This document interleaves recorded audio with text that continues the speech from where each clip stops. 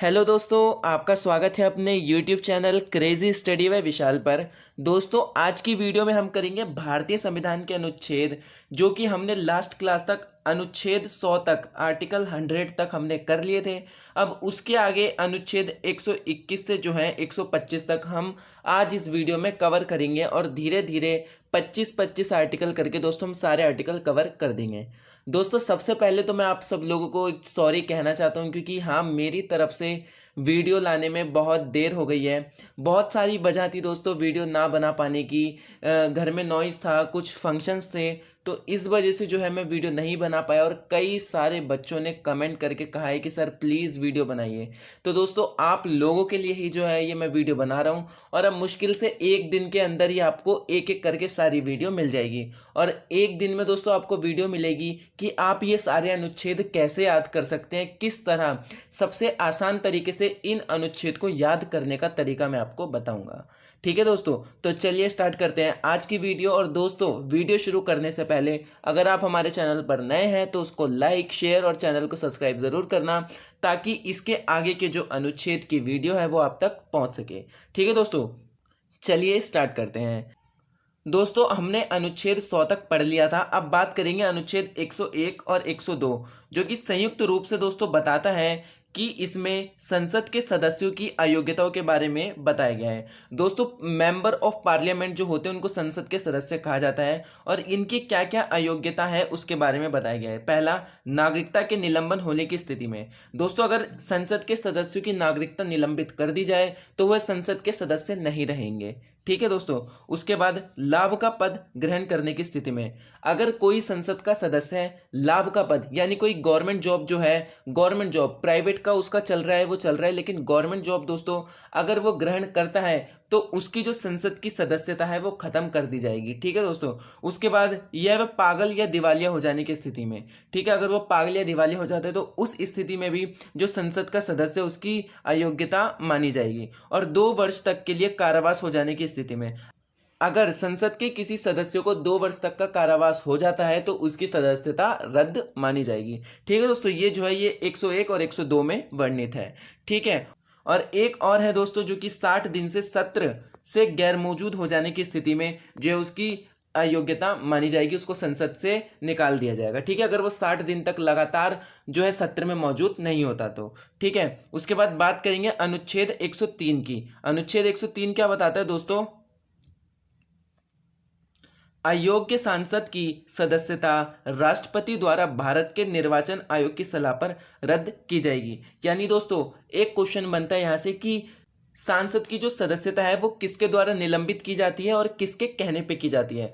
तो जो सांसद है उसकी सदस्यता दोस्तों राष्ट्रपति के द्वारा निलंबित की जाएगी, लेकिन किसके कहने पर? भारत का निर्वाचन आयोग जो कि इलेक्शन कमीशन है भारत का, उसके कहने पर जो है एक सांसद की सदस्यता को रद्द किया जाता है। ठीक है, राष्ट्रपति के द्वारा, ये जरूर याद रखना। ठीक है। उसके बाद नेक्स्ट आर्टिकल जो है हमारा आर्टिकल 104, अनुच्छेद 104, यदि निलंबित सांसद सत्र में आएगा तो उससे प्रतिदिन 500 रुपए का जुर्माना वसूल किया जाएगा।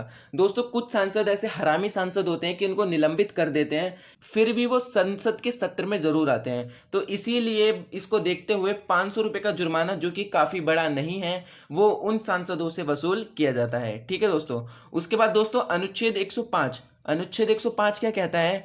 भारतीय संविधान के अनुच्छेद 105 में 2 विशेष अधिकार बताए गए हैं। पहला, संसद में भाषण देने की स्वतंत्रता, ये बताऊंगा दोस्तों किन लोगों को। और दूसरी बात इसमें बताई गई है, संसद की कार्यवाही के प्रकाशन का अधिकार, यानी अगर कोई संसद की कार्यवाही हो रही है तो उसका प्रकाशन, लाइव प्रकाशन या लाइव जो होता है दोस्तों वो आप जानते हैं। ठीक है। संसदीय विशेषाधिकार, कुछ विशेष अधिकार और रियायतें हैं जो संसद के दोनों सदनों के सदस्यों और संसद की समितियों में भाग लेने वाले लोगों को मिलती हैं। यानी दोस्तों, इस आर्टिकल 5 में क्या लिखा है, पूरी बात ध्यान से समझेंगे। अगर कोई लोग जैसे नॉर्मल जर्नल लोग जो हैं वो संसद के किसी कार्य में भाग ले रहे हैं तो सबसे पहले उनको भाषण देने की स्वतंत्रता दी जाएगी, है ना। और दूसरा, जो संसद की कार्यवाही है उसका जो लाइव प्रकाशन है वो किया जाएगा। ठीक है। तो ये 2 विशेषाधिकार जो है वो अनुच्छेद 105 के तहत दिए गए हैं। ठीक है। उसके बाद बात करेंगे दोस्तों अनुच्छेद 106 की, जो हमारे विधेयक चालू हो जाते हैं। यहां से हमारे दोस्तों विधेयक के बारे में चालू हो जाएगा। विधेयक यानी बिल्स। ठीक है दोस्तों। अब अनुच्छेद 106 ये क्या कहता है, संसद के सदस्य के वेतन एवं भत्तों के बारे में वर्णन किया गया। यानी संसद के जो सांसद हैं, जितने भी सांसद होते हैं, मेंबर ऑफ पार्लियामेंट, उनके जो वेतन और भत्ते हैं वो इस अनुच्छेद के तहत डिसाइड किए जाते हैं। उनकी कटौती वगैरह वो सब इसी में लिखा है। ठीक है दोस्तों। उसके बाद दोस्तों हम देखेंगे बिल्स जो कि विधेयक कहे जाते हैं, जो कि संसद के सदनों में पेश किए जाते हैं। अगर हमें कोई कानून बनाना होता है तो उसके लिए हम जो है कई तरह के बिल जो है पेश करते हैं। फिर वो एक सदन में पास होता है, फिर वो दूसरे सदन में पास होता है, फिर उस पर राष्ट्रपति सिग्नेचर करता है, उसके बाद वो जो है कानून बन जाता है। तो अभी हम जानेंगे कि दोस्तों जो विधेयक हैं वो कितने प्रकार के विधेयक होते हैं। सबसे पहले तो विधेयक दो प्रकार के होते हैं, पहला सरकारी विधेयक और दूसरा गैर सरकारी विधेयक। अब ध्यान से सुनेंगे बच्चे, सरकारी विधेयक क्या होते हैं, यह संसद में मंत्री परिषद के सदस्य द्वारा पेश किया जाता है। संसद में मंत्री परिषद के जो सदस्य होते हैं उनके द्वारा पेश किया जाता है। और गैर सरकारी विधेयक दोस्तों कौन से होते हैं, यह उनके द्वारा पेश किया जाता है जो मंत्री परिषद के सदस्य नहीं होते। ठीक है, तो सरकारी वो होंगे जो सरकारी मंत्री पेश करेंगे, और गैर सरकारी दोस्तों कोई भी कर सकता है। ठीक है। उसके बाद दोस्तों विधेयक आखिर होते कितने प्रकार के हैं, तो नॉर्मली जो हमारा संविधान है उसमें 4 प्रकार के विधेयक आपको पढ़ने को मिलेंगे। 4 प्रकार के विधेयक वर्णित किए गए हैं। सबसे पहला ऑर्डिनरी बिल, साधारण विधेयक। दूसरा मनी बिल, जिसको धन विधेयक कहा जाता है। तीसरा फाइनेंस बिल, जिसको वित्तीय विधेयक कहा जाता है। और अमेंडमेंट बिल, जो कि संशोधन विधेयक कहलाता है। ठीक है, तो ये 4 तरह के बिल ही बस आपको पढ़ने हैं और कोई एक्स्ट्रा बिल नहीं पढ़ना है। ठीक है। सबसे पहले दोस्तों साधारण विधेयक, हम बात करेंगे साधारण विधेयक की। साधारण विधेयक क्या होता है दोस्तों, इसका जो साधारण विधेयक की परिभाषा है वो अनुच्छेद 107 में बताई गई है। तो जब आप अनुच्छेद 107 पढ़ोगे तो आपको साधारण विधेयक की परिभाषा पता चल जाएगी। ठीक है, क्या है ये, धन विधेयक एवं वित्त विधेयक को छोड़कर सभी साधारण विधेयक कहलाते हैं। एक साधारण विधेयक को संसद के किसी भी सदन में पेश किया जा सकता है। यानी दोस्तों आपका जो धन विधेयक है और वित्त विधेयक है, इन दोनों को अगर छोड़ दिया जाए तो बाकी के जितने भी बिल हैं वो साधारण विधेयक कहलाते हैं। ठीक है दोस्तों, और ये जो है दोस्तों संसद के किसी भी सदन में पेश किया जा सकता है। क्योंकि यहाँ से दोस्तों क्वेश्चन पूछा जाता है कि धन विधेयक को संसद के किस सदन में पहले पेश किया जाता है, साधारण विधेयक पहले कौन पेश कर सकता है, तो ये सब क्वेश्चन बनते रहते हैं। ठीक है दोस्तों। अब हम बात करेंगे दोस्तों जो साधारण विधेयक है उसको पारित करने की प्रक्रिया क्या होती है। तो साधारण विधेयक को दोस्तों पारित करने की साधारण सी प्रक्रिया है, सबसे पहले 1 महीने पहले अध्यक्ष या फिर सभापति, अध्यक्ष का मतलब है दोस्तों अगर वो लोकसभा में पारित हो रहा है तो लोकसभा का अध्यक्ष, अगर वो राज्यसभा में पारित हो रहा है तो राज्यसभा का जो सभापति होता है। क्योंकि हम सब जानते हैं लोकसभा का जो होता है वो अध्यक्ष होता है और राज्यसभा का जो सबसे बड़ा अधिकारी होता है वो सभापति होता है। ठीक है, तो 1 महीने पहले अध्यक्ष या सभापति को इससे अवगत कराया जाएगा तथा अध्यक्ष या सभापति ही उसे पेश करने की तिथि निर्धारित करेंगे। पहले स्टेप का मतलब समझो दोस्तों, सबसे पहले अध्यक्ष या फिर सभापति को 1 महीने पहले बता दिया जाएगा, फिर वही लोग डिसाइड करेंगे कि ये जो विधेयक है, ये जो बिल है, इसको कैसे पेश करना है, कितने समय बाद पेश करना है। ठीक है, उसके बाद स्टेप 2 में दोस्तों क्या होता है, फिर उस विधेयक को संसद में सामान्य चर्चा की जाती है। विधेयक की एक प्रतिलिपि प्रत्येक सदस्य को दी जाती है। फिर दोस्तों जब वो विधेयक संसद के एक सदन में पहुंच जाता है तो उस पर चर्चा की जाती है और जिसकी एक एक प्रतिलिपि सदस्यों को दी जाती है। ठीक है, उसके बाद स्टेप 3 क्या कहता है, उस विधेयक पर एक सदन में मत किया जाता है। कोई भी विधेयक होता है दोस्तों उसको पास करने के लिए हमेशा वोटिंग जरूर की जाती है। ठीक है, बिना वोटिंग के कोई विधेयक पारित नहीं हो सकता। ठीक है, उसके बाद दोस्तों स्टेप 4 में क्या होता है, प्रथम सदन में पारित होने के बाद उस विधेयक को दूसरे सदन में भेजा जाता है। यानी दोस्तों अगर विधेयक पहले लोकसभा में पेश किया गया है तो लोकसभा में पारित होने के बाद उसे राज्यसभा में भेजा जाएगा। अगर वो विधेयक राज्यसभा में पहले आया है तो राज्यसभा में पारित होने के बाद उसे लोकसभा में भेजा जाएगा। ठीक है, इसी बीच में दोस्तों अगर जो आपने विधेयक पारित करने के लिए भेजा है अगर वो एक ही सदन में रहे, यानी लोकसभा ने उसको पहले पेश किया और वो लोकसभा में ही है, राज्यसभा में वो जा नहीं रहा, तो इसका मतलब है विधेयक में कुछ गड़बड़ी है, वो रुक रहा है। तो इसी बीच जो है राष्ट्रपति के पास एक अधिकार होता है कि वह अनुच्छेद 108 के तहत, जो कि मैंने आपको राष्ट्रपति की पावर्स में पढ़ाया था। ठीक है, अनुच्छेद 108 के तहत, इस अनुच्छेद के तहत राष्ट्रपति उस विधेयक पर संयुक्त अधिवेशन बुला सकता है। संयुक्त अधिवेशन दोस्तों यानी मान लो एक विधेयक है उस पर 2-3 महीने से कोई भी जो है चर्चा नहीं हो रही है तो राष्ट्रपति क्या करता है, लोकसभा और राज्यसभा दोनों को एक साथ बुलाता है और अपने सामने उनको बिठा के बोलता है कि अब इस विधेयक पर तुम विचार करो कि क्या इरादा है तुम्हारा इस विधेयक पर। ठीक है दोस्तों, तो ये जो है अनुच्छेद 108 है जो कि संयुक्त अधिवेशन की बात करता है और सबसे इंपॉर्टेंट आर्टिकल माना जाता है। ठीक है, कई बार पूछा गया एग्जाम में। उसके बाद दोस्तों स्टेप 5 में क्या होता है, पारित हो जाने के बाद जब ये विधेयक राज्यसभा और लोकसभा में पारित हो गया तो इस विधेयक को राष्ट्रपति को हस्ताक्षर के लिए सौंप दिया जाता है। राष्ट्रपति दोस्तों जो प्रेसिडेंट है वो हस्ताक्षर कर देता है, फिर इन तीनों की सहमति से दोस्तों राज्यसभा, लोकसभा और राष्ट्रपति की सहमति से ये विधेयक जो है कानून बन जाता है। ठीक है दोस्तों, तो ये प्रक्रिया होती है एक साधारण विधेयक को पारित करने की। ठीक है, उसके बाद नेक्स्ट आर्टिकल दोस्तों जो बताता है हमें धन विधेयक को पारित करने की प्रक्रिया। दोस्तों अनुच्छेद 109 में जो है धन विधेयक को पारित करने की प्रक्रिया है और इसी में 110 में, अनुच्छेद 110 में जो है धन विधेयक के बारे में बताया गया है कि भारत में एक धन विधेयक होगा। ठीक है, वो अभी मैं प्रक्रिया के बाद आपको बताता हूं। ठीक है, इसमें क्या है, धन विधेयक को पारित करने की प्रक्रिया। धन विधेयक राष्ट्रपति की अनुमति से पेश किया जा सकता है। राष्ट्रपति अगर उसको बोलेगा तभी जो है वो धन विधेयक पेश किया जाएगा, वरना उसको पेश नहीं किया जा सकता। ठीक है, ये है पहला स्टेप। दूसरे स्टेप में धन विधेयक सदैव लोकसभा में पेश किया जाता है। दोस्तों धन विधेयक हमेशा लोकसभा में पहले पेश किया जाएगा। ठीक है, बाद में राज्यसभा पर उस पर सहमति व्यक्त करना जरूरी है, राज्यसभा उसको मना नहीं कर सकती। ठीक है, उसके बाद दोस्तों धन विधेयक सदैव लोकसभा के अध्यक्ष द्वारा निर्धारित किया जाएगा। ठीक है, जो लोकसभा का अध्यक्ष होता है वही यह घोषणा करता है कि ये जो हम बिल पारित कर रहे हैं ये बिल एक धन विधेयक यानी मनी बिल है। ठीक है, वही इसकी घोषणा करता है। ठीक है, उसके बाद दोस्तों स्टेप 4 में क्या होता है, प्रत्येक धन विधेयक एक वित्त विधेयक होता है पर प्रत्येक वित्त विधेयक एक धन विधेयक नहीं होता।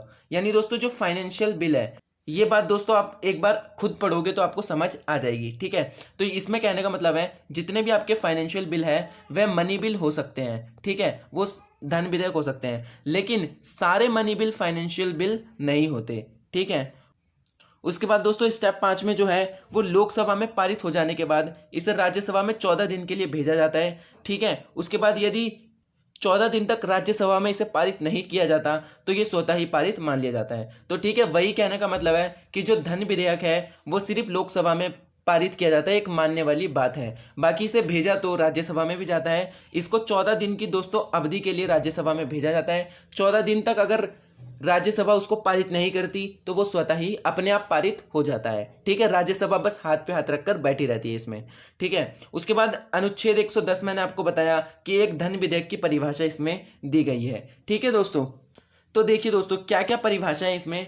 धन विधेयक वह विधेयक होते हैं जिसमें किसी कर को लगाना, हटाना या संशोधन करने का नियम बनाना हो। यानी दोस्तों हमें कोई भी टैक्स वगैरह लगाना है, हटाना है या उसमें संशोधन करना है तो वो विधेयक दोस्तों धन विधेयक कहलाते हैं। ठीक है, और कौन कौन से विधेयक धन विधेयक कहलाते हैं, भारत सरकार का कर या फिर ऋण लेना। दोस्तों भारत सरकार कोई ऋण लेती है आरबीआई से या किसी बाहर की कंपनियों से तो उस विधेयक को दोस्तों धन विधेयक कहा जाता है। ठीक है, संचित निधि से धन निकालने या जमा करना हो तो उसे धन विधेयक कहा जाता है। दोस्तों हमारी संचित निधि होती है, उसमें से अगर हम कोई धन ले रहे हैं तो उसको धन विधेयक कहते हैं। ठीक है, उसके बाद दोस्तों 4th पॉइंट में देखो दोस्तों, किसी भी सरकारी व्यय को संचित निधि पर डालना हो। दोस्तों कोई भी सरकारी व्यय अगर संचित निधि पर डालना है, जो संचित निधि जहां से भारत सरकार पैसा लेती है उस पर डालना हो तो उसे जो है धन विधेयक माना जाएगा। ठीक है, तो ये परिभाषा है दोस्तों धन विधेयक की। उसके बाद दोस्तों बात करेंगे अनुच्छेद 111 की। अनुच्छेद 111 में दोस्तों राष्ट्रपति की वीटो शक्तियों के बारे में बताया गया है। बहुत कम लोग इस आर्टिकल के बारे में जानते हैं दोस्तों।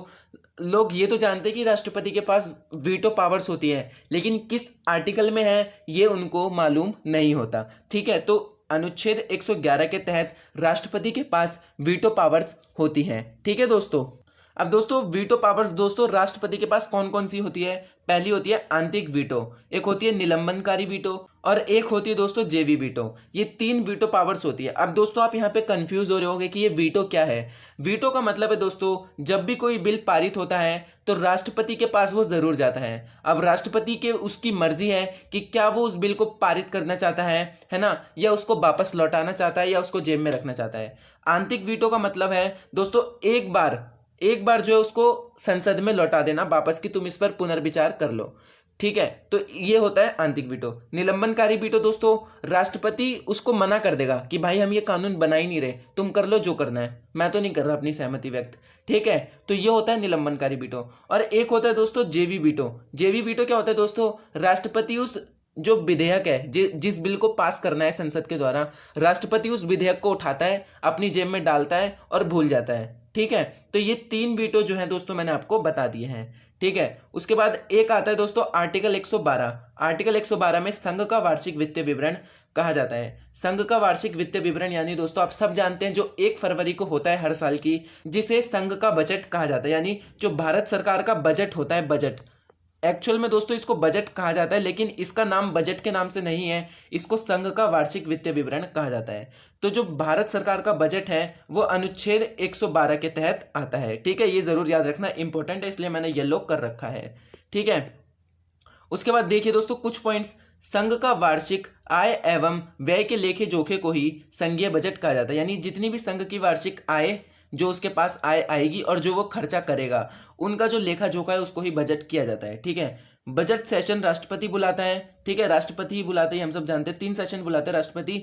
एक होता है मानसून सत्र, एक होता है बजट सत्र और एक होता है शीतकालीन सत्र। ये आप आगे पढ़ेंगे। ठीक है दोस्तों, उसके बाद बजट सेशन की अध्यक्षता कौन करता है हमेशा, ये जरूर आप याद रखना कि विपक्ष का जो नेता होता है वही बजट सेशन की अध्यक्षता करता है। ये क्वेश्चन दोस्तों आप काफी लोगों से पूछोगे तो उनको भी मालूम नहीं होगा कि जो बजट सेशन होता है, जो बजट का सत्र होता है, उसकी अध्यक्षता कौन करता है।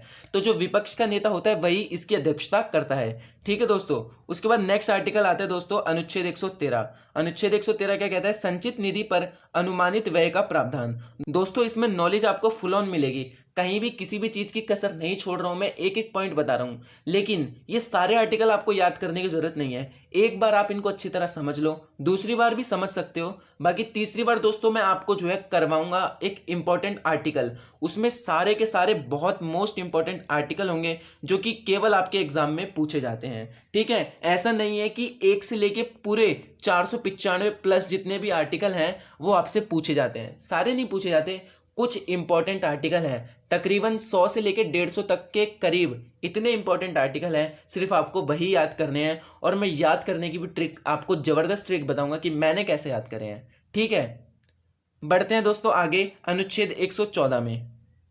अनुच्छेद 114 कहता है दोस्तों, सरकार द्वारा संचित निधि से रकम निकासी को मंजूरी दिलाने के लिए संसद में प्रस्तुत विधेयक विनियोग विधेयक कहलाएगा। यानी दोस्तों मान लो सरकार को कोई काम करवाना है तो उसके लिए सरकार का जो फंड होता है संचित निधि, वहां से पैसा निकालना है। ठीक है, तो वहां से पैसा निकालने के लिए जो विधेयक प्रस्तुत किया जाएगा उसको विनियोग विधेयक कहेंगे। ठीक है दोस्तों, तो विनियोग विधेयक कहलाते हैं अगर सरकार को कोई कंस्ट्रक्शन वर्क करना है या कुछ विनिर्माण करना है। ठीक है, उसके बाद देखिए दोस्तों आगे, भारत सरकार की संपूर्ण आय संचित निधि में जमा होता है, ये तो सब जानते हैं, और संपूर्ण व्यय भी संचित निधि से होता है। ठीक है दोस्तों, क्लियर, कोई भी इसमें कंफ्यूज होने वाली बात नहीं है। संसद की अनुमति से ही संचित निधि से धन लिया जा सकता है। ठीक है, संपूर्ण आय जो है, जो भारत की आय है वो संचित निधि में जाती है, जो भारत सरकार का व्यय है वो संचित निधि से होता है। और अगर संचित निधि से पैसा लेना है किसी को तो वही मैंने बताया आपको कि धन विधेयक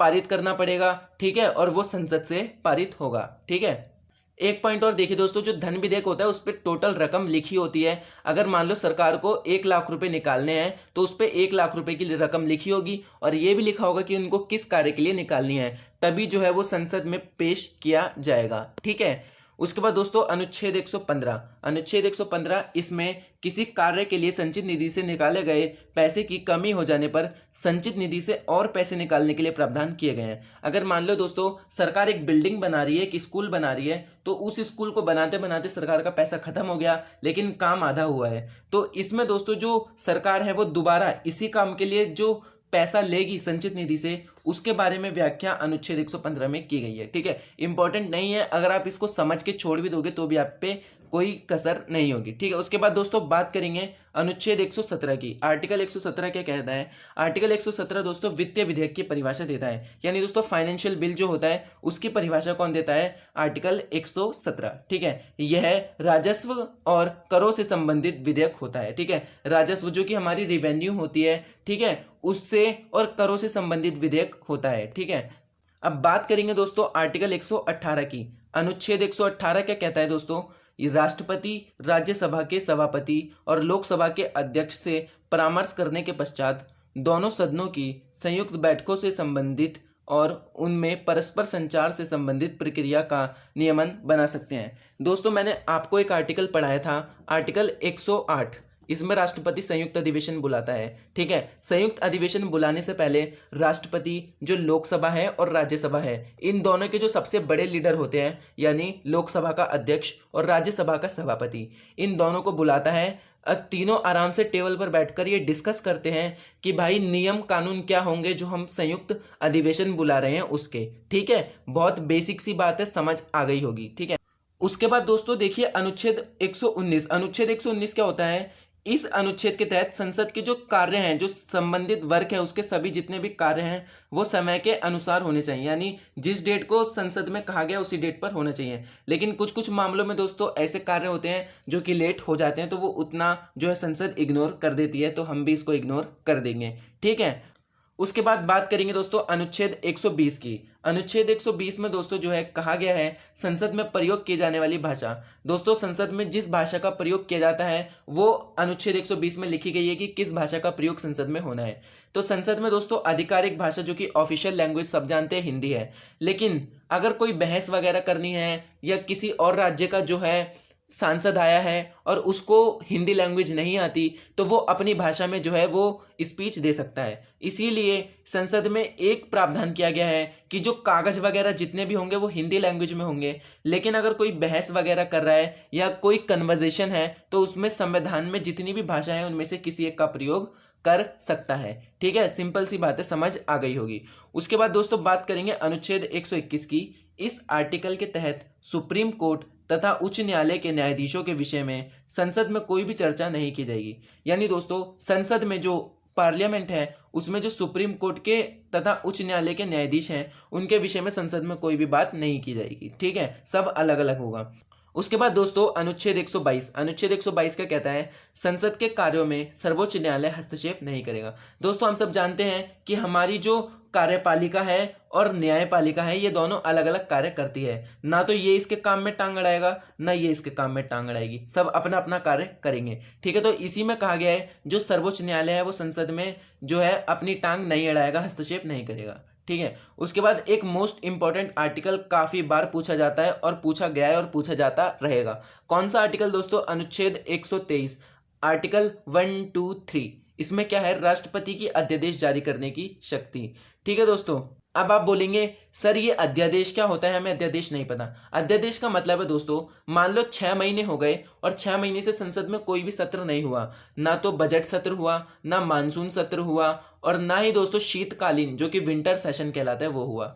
तो राष्ट्रपति क्या करेगा? एक अध्यादेश जारी करेगा, एक कागज पर लिख के कहेगा कि ये ऑर्डिनेंस जारी कर रहा हूं, 6 महीने से कोई भी जो है आपका सत्र नहीं हुआ है, आप जल्द से जल्द एक सत्र होने की प्रावधान कीजिए। तो दोस्तों ये अध्यादेश जारी होने के बाद हमारी जो सोती हुई गवर्नमेंट है वो जागती है और फिर जल्द से जल्द जो है वो सत्र करवाने के लिए आगे बढ़ती है।